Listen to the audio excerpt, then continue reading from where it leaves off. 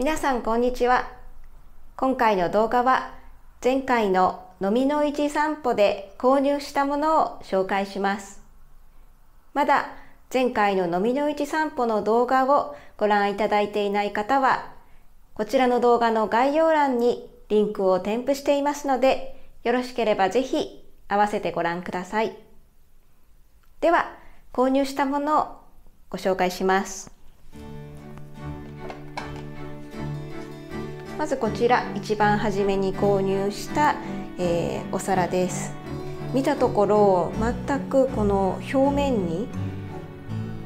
フォークやナイフなどの傷がありませんので、もともとデコレーション用のお皿だったのか分かりませんが、かなり綺麗な状態で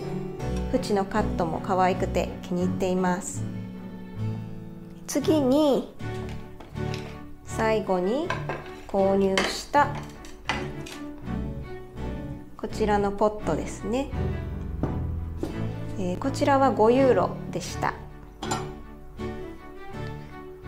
結構同じようなものを探してたんですけれども、なかなか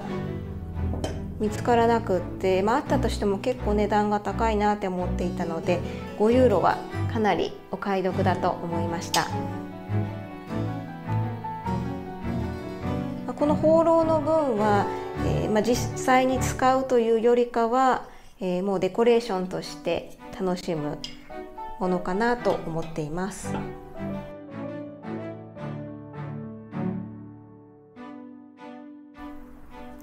で、同じお店で購入したのがこちらのライトです。これはマークが、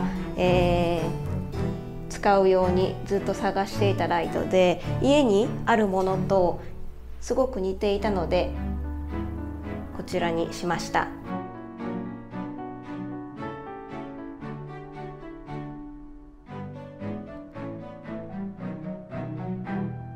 でこれは6ユーロでした。でこれとこれを合わせて10ユーロにしてくださったんですけれども、初めに見ていたお皿がちょっと気になって、こちらですね。このお皿はいくらですかと聞いたところ、なんと無料でつけていただきました。なので、5ユーロと6ユーロ合わせたのが10ユーロになって、さらにお皿が2枚ついてきました。とってもお得だと思います。で残りはすべて同じお店で購入したんですけれども、例のロマンチックなアンティークのラブレターを販売されていた方のところで買いました。でこちらはまな板で結構重くてかなりしっかりした作りのものになっています。もともとすごい汚れていたのを、そのお店の方がきれいにして販売されていたそうです。これは5ユーロでした。で次にこちらですね。見ていた卵のゼリー寄せというお料理を作る用の型だそうで、18世紀に作られたものというふうに伺いました。よく見ると結構なんですかね、ボコボコっていう跡がついてて、こうなんていうんですかね、一つ一つ手作りしたような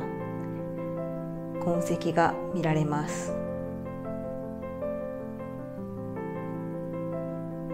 これは一番今回購入したものの中で一番高くて、1つ8ユーロでした。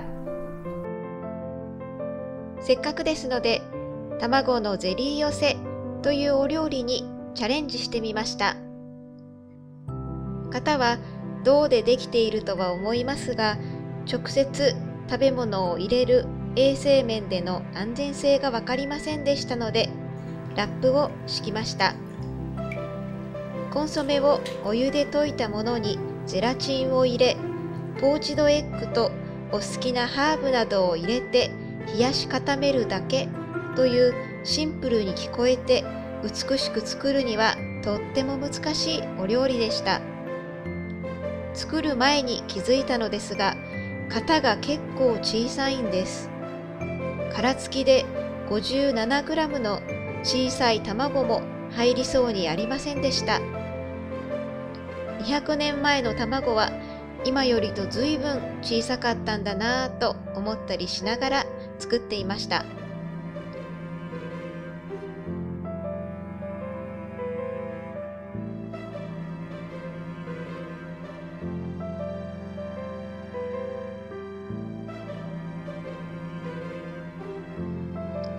ポーチドエッグを作るときには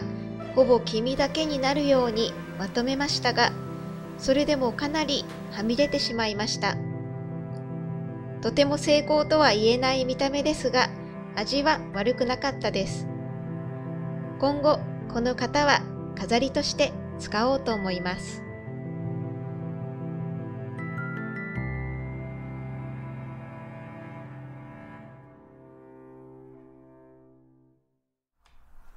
で、次に購入したのがこちらのアンティークのカードです。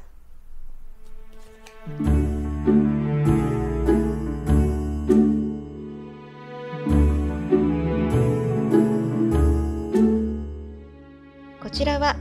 何のカードかわかりますか？よく見ると女性の持っているカゴの中には卵が入っています。こちらはイースターのカードです。フランス語ではイースターはパックと言います。また切手が貼られているところを見ると、こちらは1910年に投函されたものということがわかります。次にこちらのカードは何のものかわかりますか？よく見ると女性は手に何かを持っています。左側にはヒイラギ、右側には宿り木を抱えています。そう、クリスマスのカードです。現代のクリスマスカードといえば、サンタクロースやトナカイ、プレゼントが書かれたものが多いように思いますので、随分とクリスマスの印象が違う面白いカードだなぁと思いました。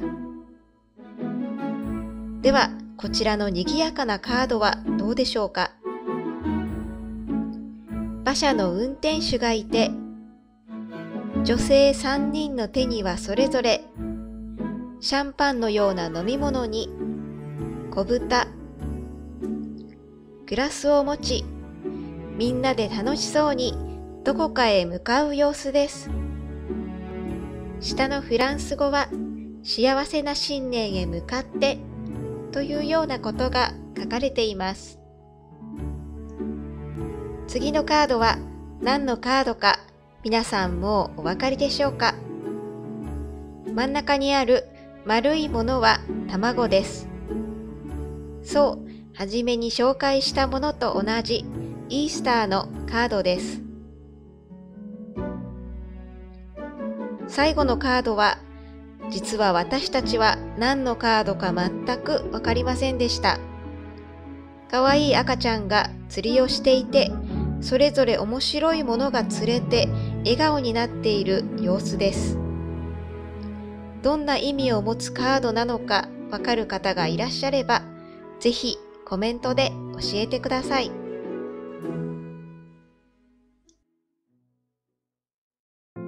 こちらの小物は最後まとめて買った時に、おまけでお願いしてつけてもらったものです。で、これはマークが欲しかった線抜きです。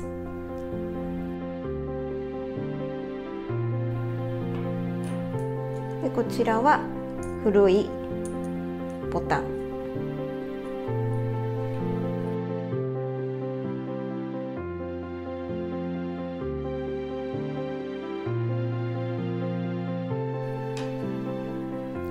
で、これもずっと気になって見ていた、ナプキンホルダーです。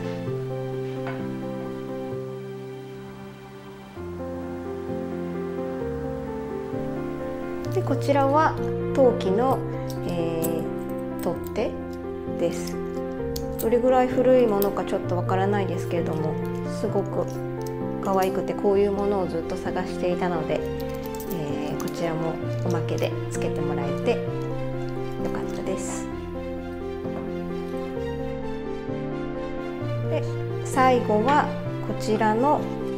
アンティークのフォトフレームです。すっごくどれも可愛くって、このなんていうの、ここの部分が全部、ガラスでできています。こちらの写真立てのフレームはこの3つの中でも特に気に入っています。マークはフレームよりも写真に興味があったようで、どうやらいろいろと調べたようです。私たちの調べてお伝えすることはプロの見解ではありませんので、もし皆さんの意見と違うところがありましたら、ぜひ教えていただけると嬉しいです。まず、この写真に写る男性は、軍隊の上官で第一次世界大戦後のものだと思われます。緑色の肩章は特に鮮やかな緑で、よく見ると写真ではなく上から描かれたように思います。上にあるフランス語は、名誉ある祖国とプリントされてあり、その横にはまた手書きで文字が付け足されています。これは一番のという意味で、これはハンターという意味だと思いますが、この真ん中の文字が2語なのか1語なのかちょっとわかりませんでした。下の絵はハンターを表す絵なのかなと、ここで文字とつながったように思います。ですのでこちらは、この男性が功績を残した記念写真なのかなと思いましたが、皆さんはいかがですか？さて、せっかくですので中を見てみましょう。はじめにポストカードと言っていましたが、こちらは写真でした。裏にはこのように撮影された写真館の情報と撮影者と思われる方のスタンプが赤で押されています。場所はフランスのトロワというところのようです。この光沢のある緑の布もとっても素敵で、とても美しい作りの写真立てだなぁと思い、さらに気に入りました。次はこちらの楕円の写真立て。こちらは右下に写真家の方のサインと住所が書かれてありました。こちらもおそらく第一次世界大戦後のものかと思います。スタンドの部分がこのようについています。先ほど紹介したものにもこのようなものがついていたということがわかりました。こちらは細い釘のようなもので写真が留められていました。最後はこちらのフレーム。これはちょっとどれぐらいの年代のものなのかわかりませんでした。ちなみにフレームは3つで15ユーロでした。ポストカードと卵の型とおまけの小物は合わせて20ユーロでした。調べれば調べるほど面白い発見と疑問が見つかり、のみの市はやっぱり楽しいなぁと思う動画作りになりました。もし皆さんも楽しんでいただけましたら、ぜひいいねとチャンネル登録をしていただけると嬉しいです。こちらの動画もご視聴いただきありがとうございました。